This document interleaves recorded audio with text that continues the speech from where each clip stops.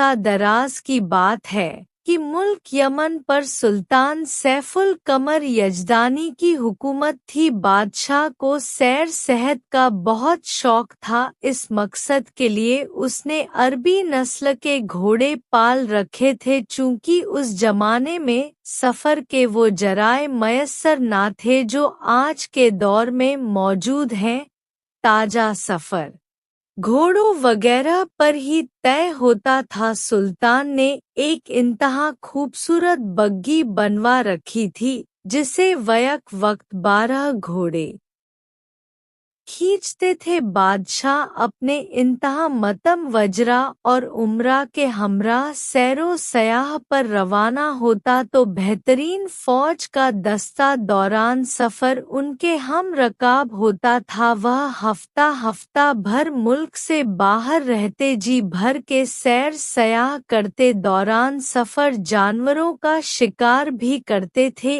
एक दफ़ा बादशाह और उसके उमरा ने शुमाली इलाके के सफ़र का प्रोग्राम बनाया। सैरो सयाह का यह 15 रोज़ा प्रोग्राम था। पो फूटने के साथ ही यह काफिला अपने सफ़र पर रवाना हुआ। बाद नसीम के खुशगवार झोंके दिल दमाग को मसूर कर रहे थे। खुश उल्हा परिंदों की आवाज़ फिजा में जल तरंग बजा रही थी। ऊदे पीले कासनी आसमानी लाल गुलाबी फूल जाबजा खिले हुए थे। डालियां फूलों के बोझ से झुकी जाती थी। भीनी भीनी खुशबू की अतर बीज झोंकों ने सारे माहौल को मुहत्तर कर रखा था। सब्ज का हर तरफ मखमली टाट बिछा हुआ था। माहौल जन्नत का नमूना पेश कर रहा था। सुल्तान और उसके मुसाहबन का काफिला अपनी मंजिल की तरफ रवा दवा था। कलांची भरते हुए हिरण और कूदते फलांग से खरगोश उनके दाएं बाएं से गुजरते तो सरा समा होकर पनाहगाह की जानिब दौड़ने की सई करते। दोपहर तक यह काफिला वादी नदान में पहुंच चुका था। इस वादी का हुस्न अपनी मिसाल आप है। सख्तगर मियों के दिन भी यहाँ आकर मुंजमपल्ली धूप को यहाँ पसीना आ जाता है। यहाँ जाबजा कुदरती चश्मे फूट रहे हैं। इनका पानी बर्फ से ठंडा और शहद से मीठा है। दुनिया भर के फल यहाँ मिल सकते हैं। बेपनाह रसीले और इंतहा शीरी काफिला यहाँ रुका। सबने खूब शेर होकर पानी पिया। ऐसा पानी पूरी जिंदगी उन्हें मयस्सर न आया था। सुल्तान से इजाजत लेकर सबने ठंडे पानी के साथ गुस्ल किया। हवा में रची हुई नमी दिल और दिमाग को इंतहा सुकून अता कर रही थी। शामियाने लगाए जा चुके थे। इवाओं इकसाम के फल तोड़कर सुल्तान और उसके उमरा की खिदमत में पेश किए गए। हर फल एक दूसरे से बढ़कर शीरी और रसदार था। सुल्तान और उसके साथियों ने दोपहर से सेपहर तक वहां रहने का प्रोग्राम बनाया था, मगर माहौल के सहर में कुछ इस तरह डूबे कि वहां से निकलने को किसी का जी ही नहीं चाह रहा था। दोपहर से रात को 24 का चांद अपने पूरे जोबन पर था। दूधिया चांदनी का पूरे माहौल पर कब्जा था। रात की चांदनी में हर शय निखरी निखरी नजर आ रही थी। सुल्तान आधी रात को अचानक अपने खेमे से बाहर निकला तो चांदनी रात के हुस्न ने उसको बेहद मुतासिर किया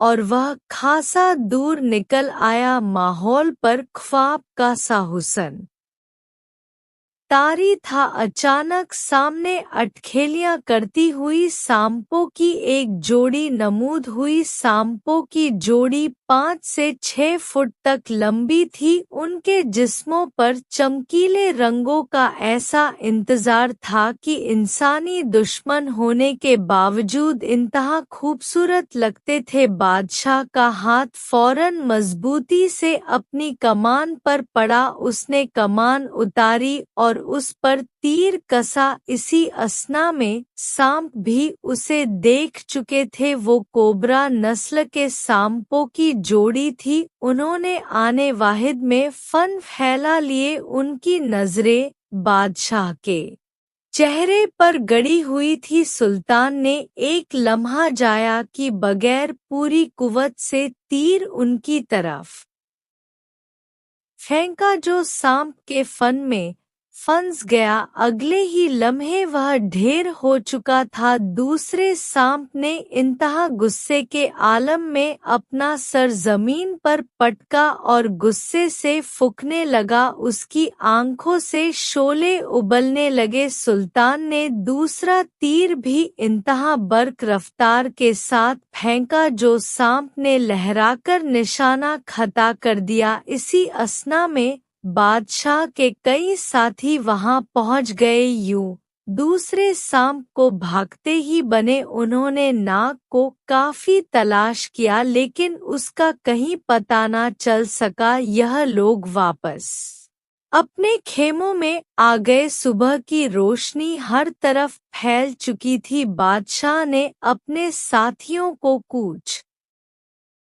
का हुक्म दिया। बादशाह और उसके मुसाहबन को यह वादी इस कदर पसंद आई कि मुल्क यमन पहुंचकर कई रोज तक इस दिल फरेब वादी का तजक होता रहा। वक्त का पंछी यूं ही मवे परवाज रहा और बादशाह का इकलौता बेटा शहजादा सरफराज जवानी की मंजिलें तय करता गया। अब वह पूरे 20 बरस का कड़ियल नौजवान बन चुका था। उसके चौड़े और मजबूत जिस्म और सफेद रंगत ने उसके खूबसूरत चेहरे पर मजीद 4 चांद लगा दिए थे। शहजादा सरवराज फन सिपागरी में ताक था, घुड़सवारी में अपनी मिसाल आप था, बेहतरीन तीरंदाज था, तलवार चलाने में वह अपना कोई सानी ना रखता था। बादशाह को शहजादे सरफराज पर बेहद नाज था। सुल्तान सैफुल कमर यजदानी की तरह शहजादे सरफराज को भी सैरो सयाह का बेहद शौक था। इसलिए अक्सर वह बादशाह के साथ सैरो सयाह के लिए जाया करता था। वादी नदान के हसीन नज़ारों ने उन्हें इस कदर मुतासिर किया था कि वह अक्सर वहां पर जाते रहते थे। एक दिन बादशाह की तबीयत कुछ नासाज थी, इसलिए शहजादा सरफराज अकेला ही सैर के लिए निकल खड़ा हुआ। शहजादा सैर करते करते वादी ए नदाव में जा पहुंचा। शहजादा सरफराज वहां के कुदरती नज़ारों के सहर में कुछ ऐसा खोया कि उसे यह एहसास तक न हुआ कि रात का अंधेरा फैल चुका है। अचानक शहजादा इस माहौल से बेदार हुआ और वापसी का इरादा किया। अभी वह चंद ही कदम चला होगा कि उसे एक निहायत ही तेज रोशनी दिखाई दी। शहजादा सरफराज रानो सरासमा रोशनी की तरफ बढ़ने लगा। जूं ही शहजादा सरफराज रोशनी के करीब पहुंचा तो यह देखकर हैरान रह गया कि चश्मे के किनारे एक नहाए ही हसीनो जमील शहजादी बैठी हुई थी और यह रोशनी की शुआई उसके चेहरे से खारिज हो रही थी। शहजादा उस शहजादी के हुस्न के सहर में डूबता चला गया। शहजादे सरफराज को अपनी तरफ मतवा देखकर शहजादी कहने लगी, आओ शहजादे, मैं बरसों से तुम्हारा ही इंतजार कर रही थी। शहजादा सरफराज कहने लगा, तुम और मेरा इंतजार मैं कुछ समझा नहीं। शहजादी ने जवाब दिया, मैं अक्सर तुम्हें तुम्हारे वालिद के साथ आता जाता देखा करती थी। मैं यह चाहती थी कि किसी दिन तुम अकेले यहाँ पर आओ और मैं घंटों तुमसे बातें कर सकूं। मैं तुम्हारे हुस्न की पुजारी हूँ और तुमसे शादी करना चाहती हूँ। शहजाद दादा सरफराज शहजादी के करीब बैठ गया और उससे बातें करने में मसरूफ हो गया। बातों ही बातों में सुबह हो गई और उसके साथ ही शहजादी के चेहरे से शुआएं निकलना बंद हो गई, लेकिन उससे शहजादी का हुस्न मान पड़ने की बजाय मजीद खिल उठा। शहजादा सरफराज शहजादी को लेकर अपने शाही महल जा पहुंचा। शहजादी को देखकर बादशाह और मलका इंतहा खुश हुए और शहजादे सरफराज की शादी शहजादी के साथ कर दी। दिन इसी तरह हंसी खुशी गुजरते चले गए। एक रात जब तमाम लोग सोए हुए थे कि किसी नाग ने मलका रजिया यजदानी को डस लिया। फौरी तौर पर हकीम बुलाए गए और मलका की जान बच गई। अब तो यह हर माह का मामूल बन चुका था कि हर माह की 7 तारीख को रात के किसी पहर एक नाग मलिका के कमरे में आता था और मलिका को डसने के बाद चला जाता था। अब तो मलका भी नाग के जहर की यादी हो चुकी थी। जब तक नाग उसे आकर डस ना लेता उसे चैन ना आता था। इलाज मुलजे की वजह से मलका जिंदा थी, वरना वह कब की मर चुकी होती। बादशाह और शहजादा सरफराज उसी नाग की वजह से बहुत परेशान रहते थे। उन्होंने हर मुमकिन तौर पर नाग को पकड़ने की कोशिश की, लेकिन वह हर बार नाकाम रहे। एक दिन शहजादा सरफराज जंगल में सैर करने के लिए गया हुआ था कि उसकी मुलाकात एक इंतहा उम्र रसीदा जोगी से हुई। शहजादे ने उस जोगी को तमाम कहानी कह सुनाई और उससे मदद की दरख्वास्त की। जोगी निहायत ही नेक दिल और रहम दिल इंसान था। उसने शहजादे सरफराज को हर मुमकिन मदद का यकीन दिलाया और उसके साथ शाही महल चला आया। जोगी निहायत ही खूबसूरत आवाज में बीन बजाता था। सब लोग उसकी बीन के शौकीन थे। एक दिन जोगी बीन बजा रहा था और सब उसके गिर्द बैठे नहाए गौर से उसकी बीन को सुन रहे थे कि अचानक शहजादी की तबीयत कुछ खराब होना शुरू हो गई और वह उठकर अपने कमरे में चली गई। आज चांद की 7 रात थी। जोगी बीन लेकर मलका के कमरे में पहुंच गया और नाग का इंतजार करने लगा। इंतजार करते करते ना जाने किस वक्त जोगी की आँख